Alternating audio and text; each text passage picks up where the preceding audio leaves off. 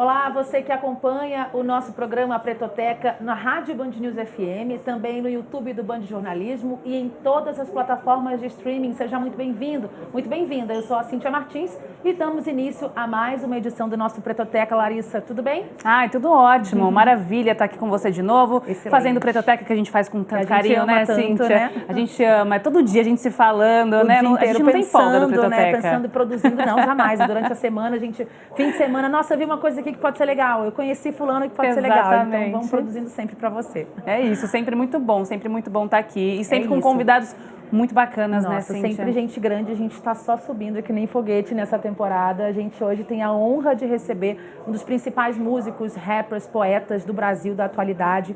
Um músico muito disruptivo que vem criando e trazendo uma cultura muito incrível para a gente quando a gente fala em termos de rap. Então, não vou demorar muito para a gente ter mais tempo com ele. Então, seja muito bem-vindo, Danilo Albert Ambrosio, o Rincon Sapiência. Muito obrigada por falar com a gente, viu? Boa tarde, tudo bem? Uma honra conversar com vocês também. Vamos embora. A honra é toda nossa, muito legal ter você aqui com a gente, que já vem na elegância, como diz um dos principais, das principais músicas dele, né? Uma roupa linda, lá no fundo tudo bem decorado, colorido. É muito legal a gente conhecer essa história um pouco mais. E para os ouvintes da Rádio Band News FM que estão acompanhando a gente aqui no Dial, é legal a gente contar um pouquinho da sua história, né, da trajetória. Eu sou criada na periferia do Rio também, maioria majoritária de gente preta. Tinha sempre um moleque que era o Buiú, o Rincon, né, por causa do jogador de futebol. O seu nome vem daí também? Meu nome vem daí, no caso. Tem todo um contexto que eu faço muitas relações nas ruas através do futebol, né? Então, eu sou de um bairro, né, da Coab 1, aqui na Zona Leste de São Paulo, e eu moro bem de frente morava, né, bem de frente a uma praça icônica, e nessa praça acontecia tudo, né? Tinha um esporte que foi algo que me salvou, me deu direção, me deu um monte de coisa, saúde, né? E mais abaixo tinha os banquinhos onde o pessoal fazia um samba e jogava baralho, assim. Então esse ambiente de esporte, música, me fez muito bem, me trouxe muitas relações, inclusive a música. Então, quando veio esse apelido Rincon, por conta do jogador, assim, eu não tive nenhum tipo de repulsa, porque tinha tudo a ver com o estilo de vida que eu levava ali. É verdade. E como começa o seu encontro com a música, né? Já ainda desde pequeno, como é que foi todo esse momento de você entrando na música? Eu cresci num ambiente musical, só que não tinham músicos, né? Meu pai e minha mãe sempre gostaram muito de música, consumiam muita música, muitos discos de vinil, fitas, rádio, tudo isso, mas não eram músicos, né? Aí meu irmão trouxe o rap, né? Que era uma linguagem muito nova na época, no início dos anos 90, assim, meu irmão mais velho. Aí ele e os amigos dele ouvia muito, aí esse ambiente me influenciou muito, assim, né? Que para além da música tem um comportamento, o corte de cabelo, a roupa, a galeria aqui no centro de São Paulo, os bailes, o projeto radial. Então tinha todo um universo assim que era muito encantador, assim, acabou sendo inevitável eu não me adentrar, né, para sair do lugar de consumidor para um fazedor de música também. Você acha que então sapiência vem daí também, né? Dessa sabedoria que você foi pegando em casa, né? Foi pegando nas ruas, vem um pouquinho de cada coisa aí para se formar o Rincon Sapiência? Isso é absoluto, né? E era uma época assim que a própria cultura hip hop tinha isso como proposta, assim, né? Então, quando eu passava a me apresentar e falar que agora eu tenho um grupo, montei uma banda, tô cantando, os mais velhos falavam muito sobre, né? E aí, mas já leu tal livro? Já ouviu falar do Malcolm X e tal? Tinha aquele espírito romântico da época, assim, né? Que envolvia a cultura hip hop e se tinha um valor muito grande com conhecimento. Então, naturalmente, eu passei a gostar muito de ler, já desde jovem, e também consumir outros gêneros musicais para além do rap, assim, né? Escutar música antiga dos anos 70, 60, 80, outros gêneros musicais, música eletrônica, rock, samba. Então, no final das contas, a busca pelo conhecimento, né? Que eu diria que é muita pretensão eu dizer que tenho uma sapiência, mas eu tenho essa fome imensurável de buscar o conhecimento sempre, assim, e isso foi me moldando, né? E além de todos esses ritmos brasileiros, você também bebe muito da fonte de ritmos africanos também, né? Como que essa parte também moldou você como artista, moldou a sua personalidade mesmo como músico, como cantor, compositor? Foram de várias formas, né? Porque a própria música, o próprio Brasil já é dos países fora da África com o maior contingente de gente preta e naturalmente por exemplo, países como os Estados Unidos, que também tem bastante preto, não se tem um candomblé, por exemplo, um samba, o batuque lá foi as percussão, o batuque foi banido um certo período. Então o Brasil, com toda a violência que ele sofreu, né, diante da colonização, do de termos sido tirado, né, do território africano e vindo para cá, mas muito das culturas de diversos lugares de África se afloraram aqui no Brasil, né? Então a gente tem capoeira, a gente tem candomblé, tem umbanda, tem o samba, tem o choro, vários estilos de samba, né? Quando a gente fala de samba, então berimbau, né? Que é um instrumento incrível. Então o Brasil já tem essa africanidade muito forte no seu DNA. Aí em 2012 eu tenho a experiência de visitar Senegal e Mauritânia. E aí eu tenho uma virada de chave incrível, assim, que foi... Eu entendi como que o meu trabalho era visto fora do meu país, porque era um festival que tinham pessoas do mundo todo. E aí eu entendi que eu tinha que apostar nesse estilo de ter um som autêntico, porque era isso que chamava a atenção das pessoas. E não a gente, como brasileiros, querer ser uma cópia dos norte-americanos, por exemplo, de coisas que acontecem lá fora, assim. Então eu trouxe isso para mim como filosofia de trabalho, assim, e deu muito certo. Você realmente tem essa força muito grande, né? Você já esteve no continente africano, você falou 2 países aí, mas foram mais de 4, né? Se eu não estou enganada, você me corrige, a gente vai falar mais sobre essa questão do... Foram 3 países. 3 países aí, né? Então você vai falar um pouquinho pra gente sobre essa questão desse resgate da ancestralidade, mas antes eu quero falar justamente dessa mistura de gêneros musicais, né? Que é uma característica muito forte do seu trabalho. Acho que posso estar enganada, né? Mas dos rappers que eu costumo acompanhar, acho que você é o que costuma fazer mais essa mistura, né? Você tá sempre à frente. Você trouxe a sonoridade do trap antes dele estourar. Hoje todo rap é quase tudo trap, né? Posso estar falando até uma besteira que você me corrija. E aí, quando o pessoal está estourando trap, você vai lá e faz outra coisa, né? Você entra muito com afrobeat no seu som, você utiliza o funk, você utiliza essa música africana. Eu queria que você falasse um pouco de você estar sempre um pouco à frente, né? Musicalmente falando.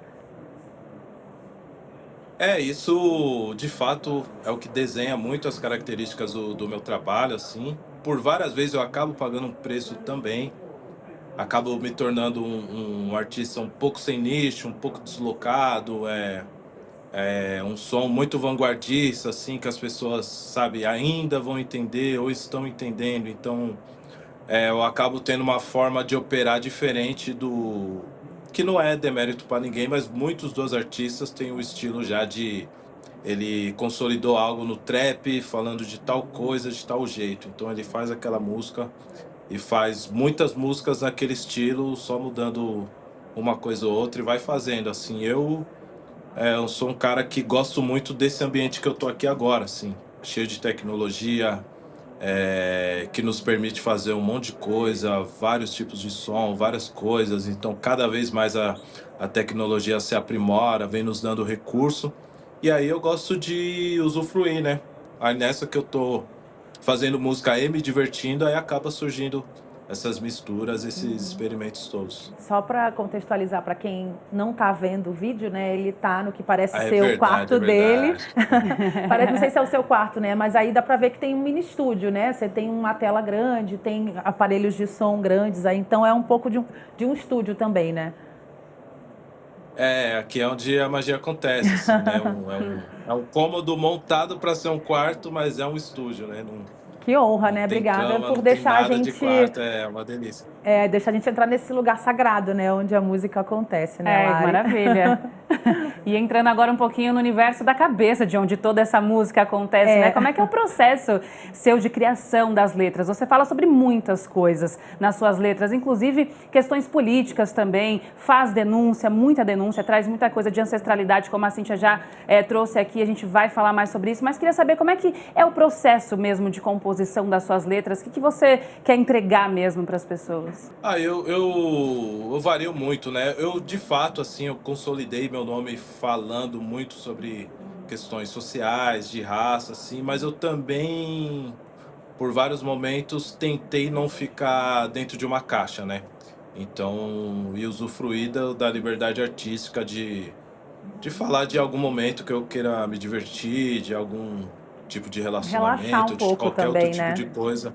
Exatamente, assim. Então, por várias vezes eu me permiti, assim, também falar sobre outras coisas, mas como eu estou num processo de fazer o meu terceiro álbum, eu já posso adiantar o título dele, que vai se chamar Um Corpo Preto. Então, alguns desses assuntos que eu já falei bastante, mas de uma forma diferente, obviamente, assim, eu estarei abordando, né, com a mentalidade que eu tenho hoje, né, um pouco mais maduro e, enfim, com outras perspectivas também. Então, acaba sendo temas que, mesmo quando eu fico um tempo sem falar, em algum momento eu acabo revisitando, porque é a vida que a gente leva como artista preto, como indivíduo preto e homem preto, aquela parada toda. E muitas vezes isso acaba virando música também. E tem alguma dessas temáticas no meu novo trabalho que está por vir. Legal, quer adiantar nada pra gente não? Você já adiantou o nome, né? É Dá pra adiantar verdade. algum trechinho, assim, de alguma música Já ou é, falei é bastante. pedir demais? Você já soltou, né, O alguns singles, né, desse disco que tá com previsão de lançar e já no primeiro semestre de 2025, é isso, né? E aí tem alguns singles já, isso. inclusive você falou sobre essa questão de modificações, de letras, de você passear por várias coisas. Queria falar sobre a música Xona, por exemplo, que é um estilo mais romântico, né? Você fala sobre o amor afrocentrado, né? Então, assim, realmente você caminhou aí também em outros estilos Por nesse outros disco. Fala um gêneros, pouquinho né? desse pra gente. Exatamente, né? A gente fazer o que a gente está vivendo se tornar arte também e, né, por mais que a gente seja racializado e tudo mais, a gente vive como indivíduo as mais diversas experiências, como o afeto também. Então, muitas vezes o afeto, o relacionamento, a saudade, né, que é o que eu falo muito na música Xona, acaba virando o texto da nossa música também. Então, Danilo está amando.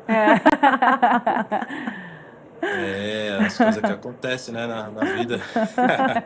Faço questão de botar no meu verso que pretos e pretas estão se amando, né? Ele já cantou isso na música Ponta de Lança.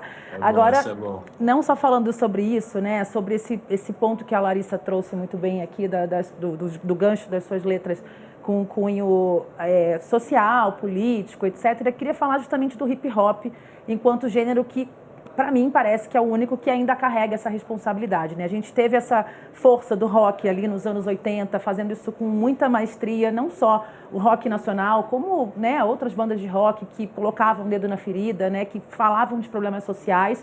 Eu não vejo mais o rock fazendo isso hoje. A gente tinha a MPB também, com Chico Buarque, Milton Nascimento, que, né, estão nos nossos corações, obviamente, mas não fazem mais esse tipo de produção, né? Pensando realmente em colocar o dedo na ferida, até porque eles surgiram ali, né, com essas letras muito de cunho político, numa época que era efervescente politicamente, tínhamos a ditadura, e o tempo passou, as coisas sociais foram mudando, e o rap hoje, né, o hip hop, me parece que é o único que tem essa responsabilidade de fazer isso. Queria que você falasse um pouco desse peso e de ser esse gênero musical que ainda coloca o dedo na ferida. É algo que está no DNA da cultura hip hop, da música rap também. Essas denúncias, esse tipo de texto mais ácido, mais subversivo, provocativo. Mas, honestamente, né, com o giramundo, com o hip hop, ele é muito moldado de acordo com a forma que a sociedade tem vivendo, assim. Então, eu diria que atualmente não é a característica mais marcante do gênero nos dias de hoje, assim, né? Eu acho que essa juventude que já vem acessando mais tecnologia, outros tipos de informação, outros valores culturais também, ainda na cultura hip hop, mas se encontra muito outras temáticas e coisas menos compromissadas Lógico que existem exceções e muitas exceções, mas boa parte desse discurso mais novo envolvendo a música rap, o trap, tem colocado texto em outros lugares que não sejam esses mais ácidos e mais subversivos. Mas sim, isso é algo que está no DNA da cultura hip hop, da música rap, e sim, ainda tem muitos artistas colocando o dedo na ferida e falando sobre diversos assuntos que são extremamente necessários. Eu acho que o detalhe é que nem todos esses artistas estão no centro das atenções do Sim. consumo relacionado às coisas que estão acontecendo agora, assim. Mas esses artistas existem, a questão do ouvinte pesquisar também, e a questão do mercado ficar mais democrático também, e dar Sim. espaço e ter espaço para todos, né? Exato, a gente tem vários estilos, né, realmente em ascensão agora, né, no mainstream. A gente fala sobre o funk ostentação, o rap ostentação também, né? A gente Sim. vê muitas letras assim e tem essa dificuldade também do espaço mesmo que essas letras ainda têm em festivais hoje, né, nesses espaços onde a gente realmente quer também tratar sobre esses temas, né, Cíntia? Exatamente.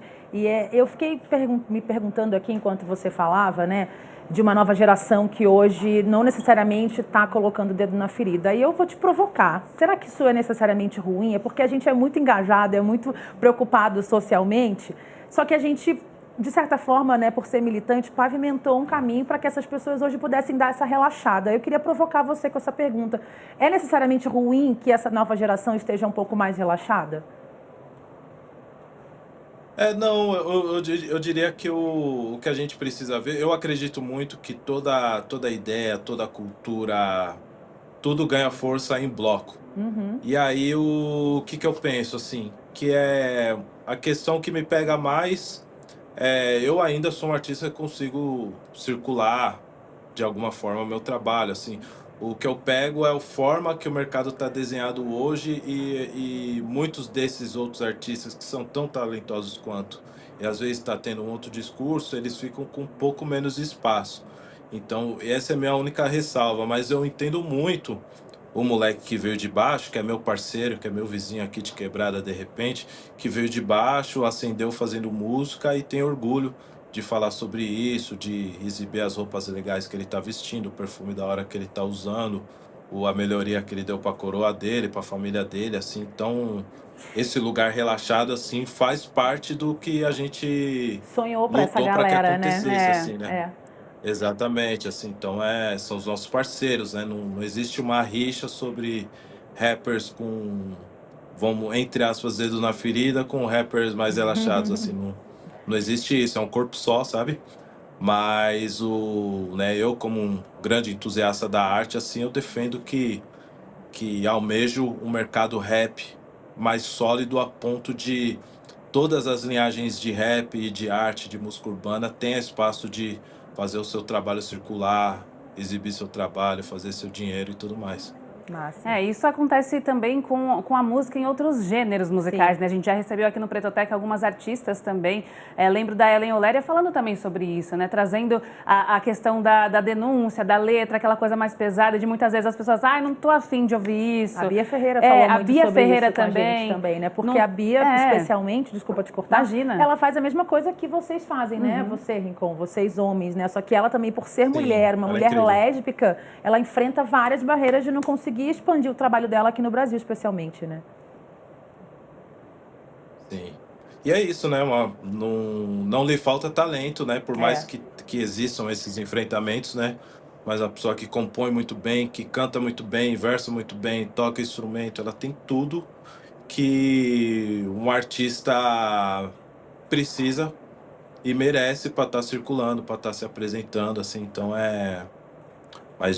mas de fato, né, a gente não pode negar que, dependendo do recorte que a gente está fazendo parte, a gente acaba tendo enfrentamentos que fazem a gente ter que correr 2 vezes, 3 vezes mais, muitas vezes, né? É importante, às vezes, ter consciência também. Eu lembrei de uma frase, né, de uma discussão, na verdade, que estava bem em alta agora, depois do Rock in Rio, sobre a favela venceu, né? Verdade. De ter histórias individuais, muitas vezes, e aí você toma como um todo a favela venceu. E aí muitas pessoas criticaram, né, essa questão da favela venceu, da ostentação e tudo mais, né, por ser conquistas individuais e não necessariamente representar um todo, né? Não é uma coisa coletiva. Eu queria saber a sua opinião sobre essa discussão toda, né? Acho que isso ficou bem em alta agora, depois do Rock in Rio. Eu queria saber o que você tem a dizer sobre. Eu vejo tento ver, né, de todos os ângulos, assim, né? De fato, a termologia em si, né, dá para se entender que favela venceu é sobre viramos o jogo, tava na adversidade, agora estamos conseguindo ter acesso a isso, mas numa perspectiva individual, porque a gente sabe que a favela como um todo continua com muitas demandas a serem resolvidas, a serem vencidas, né? Mas eu entendo o espírito do inventor desse bordão sobre falar sobre essa virada de jogo que aconteceu de alguma forma por parte de alguns favelados e não da favela de um todo. Minha questão com a ostentação é o discurso do eu tenho, você não tem, e eu sou foda porque eu tenho. Isso aí é questionável. Agora, a pessoa ter uma coisa, você conquistou algo. Você pode colocar no seu bolso e sair andando com a sua conquista, como você pode segurar na sua mão, jogar para cima e se orgulhar e falar, conquistei, tenho isso. E não tem problema nenhum você ter orgulho e exibir a sua conquista. Então, repetindo até o que eu falei antes, vários desses moleques que têm essa postura e que fazem esse tipo de coisa, a gente conhece de alguma forma, da onde eles vieram, o que eles enfrentaram, assim. Então, a gente entende o contexto que é e o orgulho que eles têm sobre suas conquistas. Então, pode usar o termo ostentação, mas eu vejo, na maioria das vezes, pessoas orgulhosas de estarem acessando tais coisas, né? Agora, o que não pode acontecer é você se crescer por conta disso, se colocar num lugar de superioridade por conta de algum bem material ou de algum acesso que você teve ou de algo do tipo, né? E eu acho que já foge da essência do que a gente sempre defendeu, assim. Mas a questão do orgulho de você ter conquistado algo e a partir do seu corre, assim, eu particularmente não tenho problema nenhum, assim, em ver um parceiro grandão mesmo, exibindo corrente, andando com carro legal e tudo mais, assim, é marcha.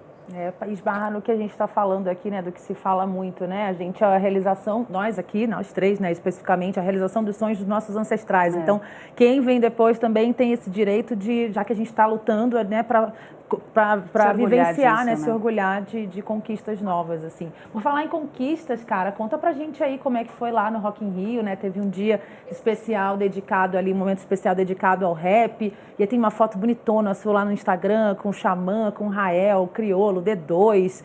Pô, cara, só gente de peso, assim, né? Queria que você contasse um pouco dessa experiência pra gente. E a gente celebrou, né? Entregamos, né? Modéstia à parte, assim, todos os rappers que se apresentaram na apresentação Pra Sempre Rap, que a gente esteve, né? Que eu participei, entregaram muito, movimentou o público, assim.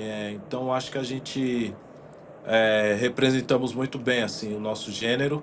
E da minha parte, assim, a felicidade é isso, assim, é estar num festival grande, né? Que não tem como negar assim, que é especial você se apresentar num festival desse tamanho, nessa tradição. E também acaba sendo muito especial por conta de estar com as pessoas que eu estava do lado ali, de colocar as conversas em dia, de ficar próximo, de acompanhar e de, né, dividir as experiências que a gente tem assim individuais. Cada um construiu. Criolo formou o estilo dele com a pesquisa dele. Ele é um ótimo cantor, um ótimo rapper.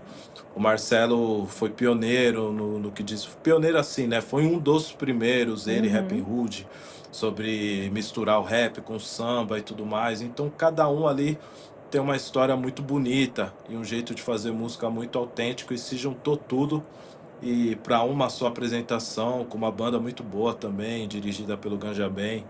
Então, acho que a gente entregou com excelência essa representatividade do rap no festival. Tinha que ter um show dessa galera todo junto, assim, um festival, sabe? Pra gente conseguir ir em outros lugares, para quem não tava. E é legal ver, né, o Rock in Rio, depois de algumas críticas também de algumas edições, ter um dia separado para artistas brasileiros, teve um dia inteiro para artistas brasileiros também, uma questão toda especial para o rap e muita gente diversa também, né? Como é que vocês sentiram, como você sentiu também essa aceitação das pessoas que estavam lá, né? Era muita gente e era um público muito diverso também. Como é que tá o rap mesmo entrando aí em todas essas camadas que a gente pode observar no Rock in Rio? Isso foi interessante, assim, na área mesmo que eu estava ocupando, assim, aí já entrava e já olhava a porta do camarim, Xande de Pilares, aí já encontrava outros artistas, outros instrumentistas, aí no outro palco ali próximo, aí Baiana System, Daniela Mercury, Olodum, o próprio Carlinhos Brau, que já teve um episódio fatídico, né, do qual Sim, no próprio Rock in Rio, né? ele acabou sendo vaiado e tudo mais, que foi no próprio Rock in Rio, assim, então ele... Anos depois esteve lá performando com outra energia, com outro clima, com outra recepção. Então, né, é uma discussão até que dá chão, assim, porque para os puristas do rock, né, até porque o festival ele nasce, né, nesse viés de rock, para os puristas do rock, assim, acaba sendo muito questionável, assim, essa direção que o festival tá guiando, assim, mas eu penso que a magnitude, o tamanho que o festival ganhou, assim, tende a ter que atender a música brasileira e a diversidade da música brasileira. E falando do atual momento da música, não tem como não falar de rap, não falar de funk, não falar de trap, não falar de outras coisas. E foi o que aconteceu no festival.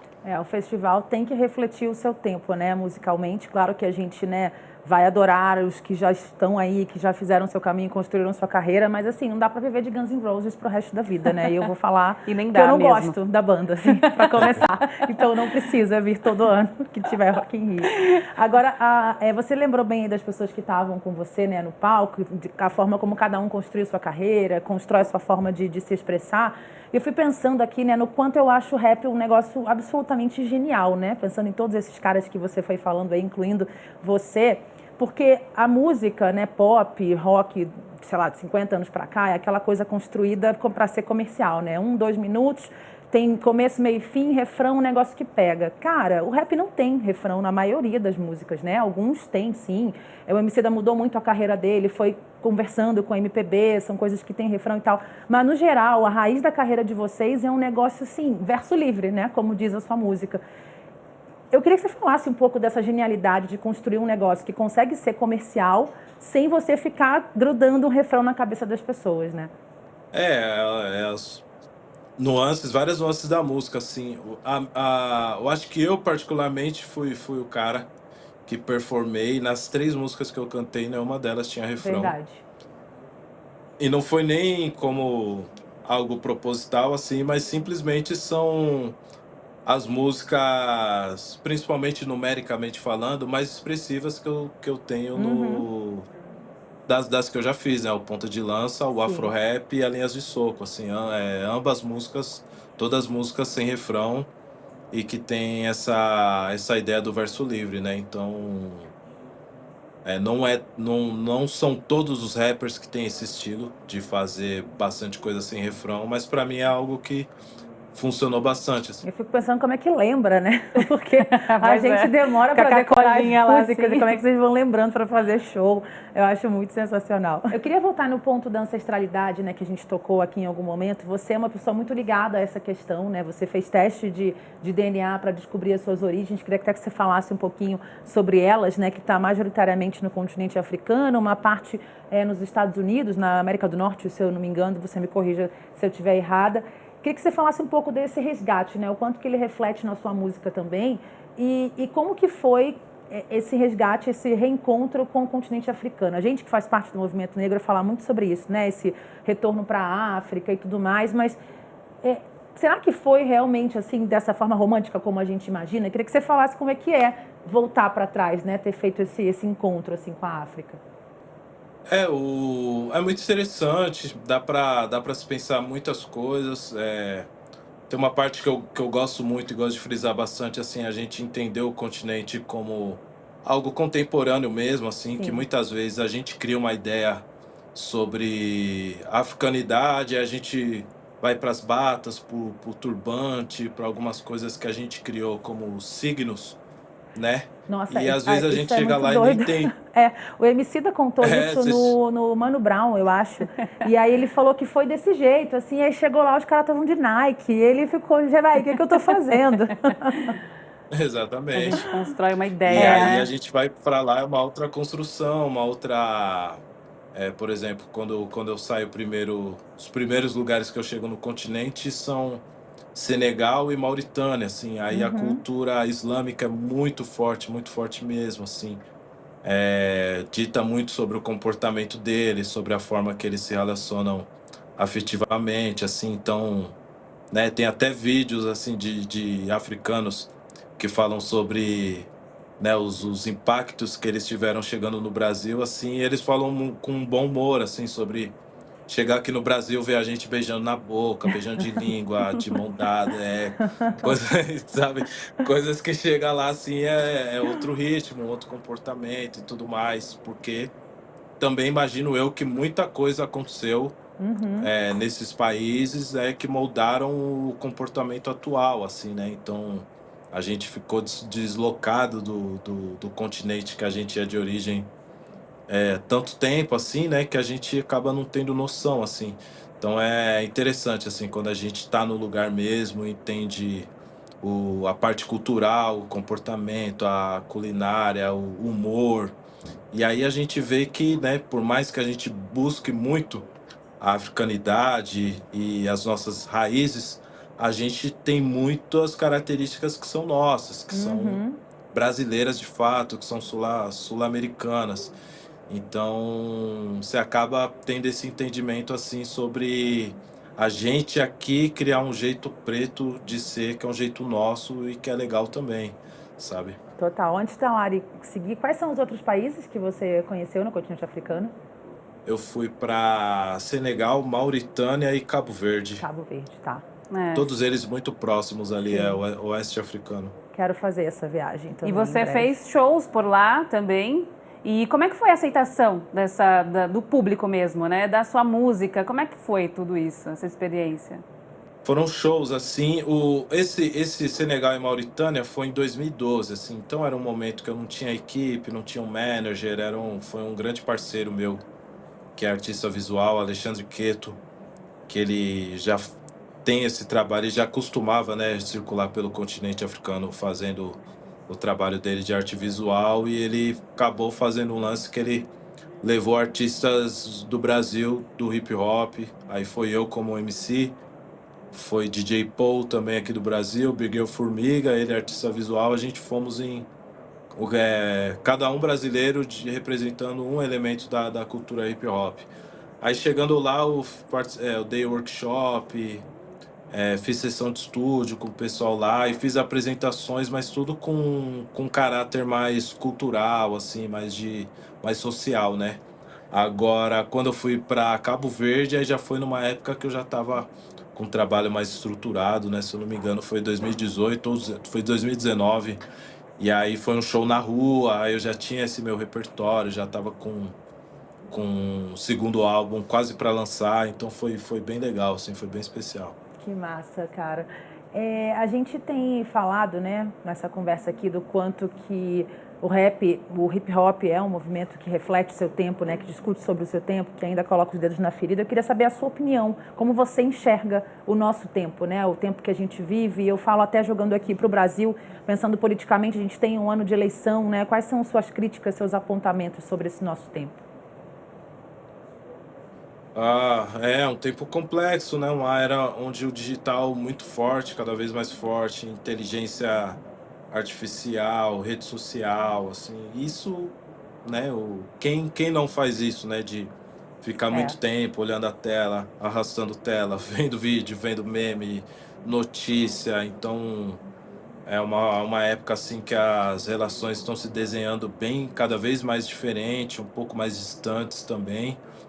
É, Mas ao mesmo tempo, né, toda essa modernidade e tecnologia também nos dá recurso que se a gente souber usar, souber comunicar, souber, dá para fazer coisas interessantes também. Então é uma era mais rápida, isso me incomoda um pouco, onde tudo é muito rápido.